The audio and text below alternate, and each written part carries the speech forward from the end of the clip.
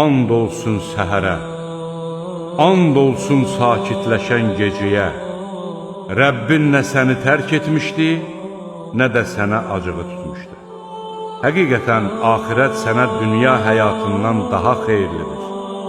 Şübhəsiz ki, Rəbbin sənə nemət bəxş edəcək, sən də razı qalacaqsan.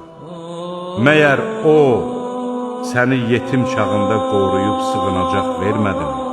Səni çaşqın olduğun halda doğru yola yönəltmədimi?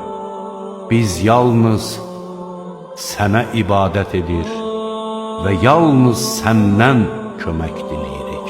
Kasıb olduğun zaman səni varlandırmadımı? Elə isə yetimə xor baxma, səndən kömək diləyəni qovma və Rəbbinin nemətindən danış.